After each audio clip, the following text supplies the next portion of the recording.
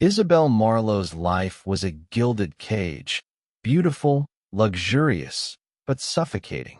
From the outside, she had it all: designer clothes, a sprawling mansion in Bel Air, and a mother whose name alone commanded attention in high society. But beneath the glittering surface, Isabelle was drowning. Her beauty, once an asset, had become a burden. It was an impossible standard, one that demanded perfection, just as her mother demanded perfection from her. Angelique Bernstein, a woman who had built her entire identity on appearances, expected Isabelle to be flawless, her golden child, the perfect reflection of her own legacy. Yet, Isabelle craved something more than perfection. She wanted control, a way to carve her own path out of the suffocating mold her life had trapped her in. She wanted to feel alive, to feel real, even if it meant breaking everything around her. With each rebellious act, skipping classes, sneaking out, pushing boundaries, she felt a fleeting sense of power. But none of it brought the peace she craved. The anger inside her grew, twisting deeper into her soul. The rage that had once been an ember was now a roaring fire that could not be extinguished, not by drugs, not by parties, and certainly not by the shallow love of her mother. The world saw her as the quintessential privileged teen, but what they didn't know was that Isabelle's life was a slow unraveling of everything she'd been forced to be. She was trapped in her own skin, forced to wear a smile that didn't fit, to play a role she never signed up for. And the more she tried to break free, the more destructive she became. Her mother, Angelique, lived in a bubble of denial. Her world was one of high society events, charity galas, and family photos designed to mask any imperfections. Isabelle's struggles were invisible to her mother, who believed that money, status, and appearances were the answers to everything. Her second husband, Richard Bernstein, a high-powered attorney, was equally oblivious. He believed discipline and order could solve all problems, but Isabelle's inner turmoil was too complicated for rules alone. The growing chaos in Isabelle's life was just an inconvenience to them, a problem that could be swept under the rug, as long as no one outside the family saw it. Isabelle's younger half-sister, Sabrina Bernstein, was the only one who seemed to notice Isabelle's unraveling, but she was too young and too intimidated to speak up. She watched from the sidelines, trapped in Isabelle's shadow, never understanding why her sister couldn't just be happy. Sabrina, desperate for attention, became the perfect target for Isabelle's growing rage. Isabelle's rebellion began subtly, skipping classes at Harvard Westlake, experimenting with alcohol, and staying out late. But as her anger grew, so did her recklessness. She began abusing prescription drugs, stealing from her mother's purse, and lashing out at anyone who tried to confront her. Her once pristine reputation began to crumble, and the whispers among her peers grew louder. "Did you hear what Isabelle did last night?" became a common refrain. Every act of defiance, every indulgence, made her feel momentarily free, but the emptiness never disappeared. She wasn't just seeking rebellion. She was running from something darker inside her, something she couldn't name.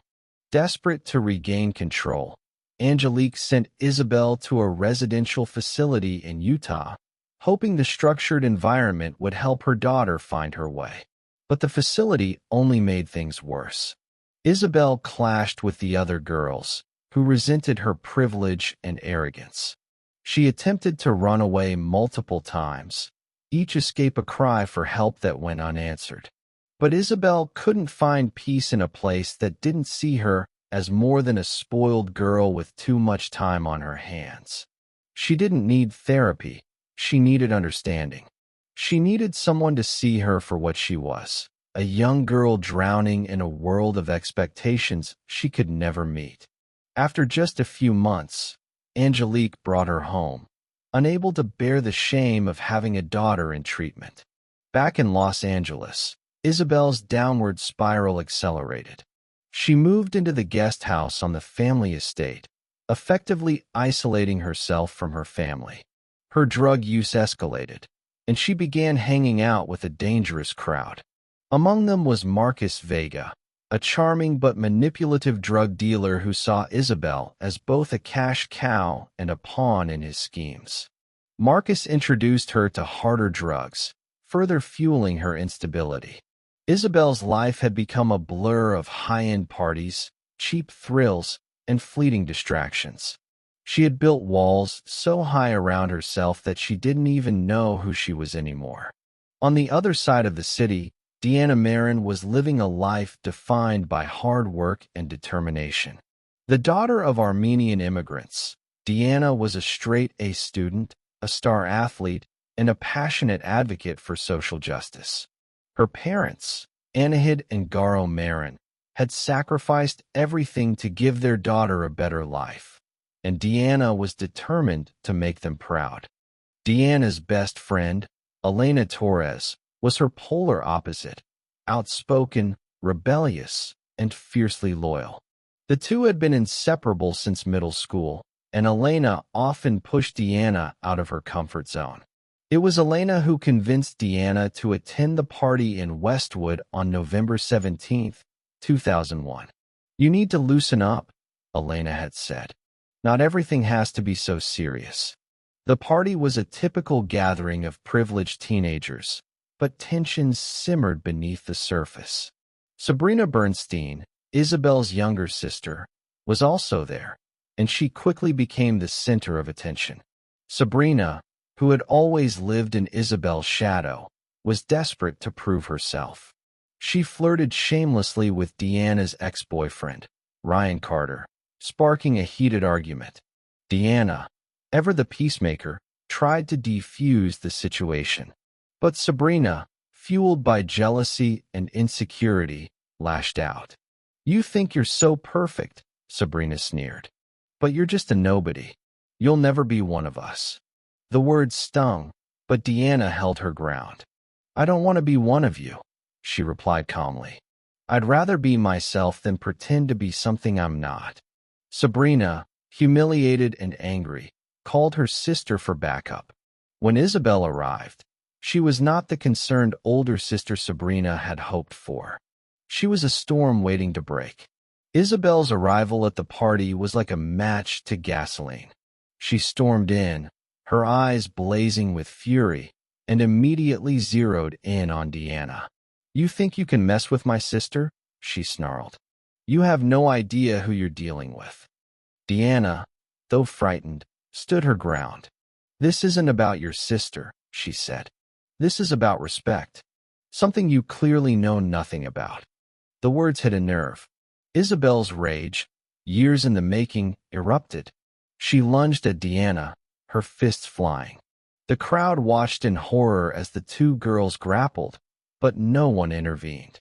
It wasn't until Deanna staggered back, clutching her chest, that anyone realized something was terribly wrong. Isabelle had concealed a T-shaped punch knife in her hand, a weapon she had carried for months as a symbol of her power. With one swift motion, she had stabbed Deanna in the chest. The room fell silent as Deanna collapsed, her life slipping away. Deanna was rushed to the hospital, but it was too late. She died on the operating table, her bright future extinguished in an instant. The news sent shockwaves through the community. Deanna's parents were devastated, their dreams for their daughter shattered. Elena, racked with guilt, blamed herself for convincing Deanna to go to the party. Isabelle, meanwhile, was arrested and taken to the police station for questioning. But during the interrogation, she collapsed. Unbeknownst to the detectives, she had swallowed an entire bottle of antidepressant pills before arriving at the station. She died hours later, her body unable to withstand the overdose. The tragedy left both families broken. Angelique, consumed by guilt, withdrew from society, her perfect life in ruins. Richard Bernstein, ever the pragmatist, focused on damage control, but even he couldn't escape the weight of what had happened. Sabrina, now an orphan of sorts, was sent to live with relatives, her life forever scarred by her sister's actions. Deanna's death sparked a wave of grief and outrage. Vigils were held in her honor, and her story became a rallying cry for stricter gun control and better mental health resources. But for those who knew her, the loss was deeply personal. Elena, determined to honor her friend's memory, founded a nonprofit organization dedicated to helping at-risk youth. The story of Isabelle and Deanna is one of contrasts, light and darkness, privilege and struggle, hope and despair. It serves as a stark reminder of the consequences of unchecked anger, emotional instability, and societal neglect.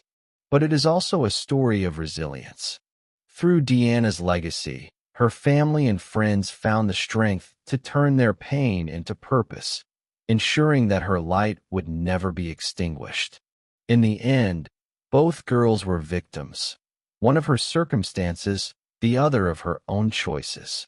But their stories remind us that even in the darkest moments, there is always the possibility of redemption and change.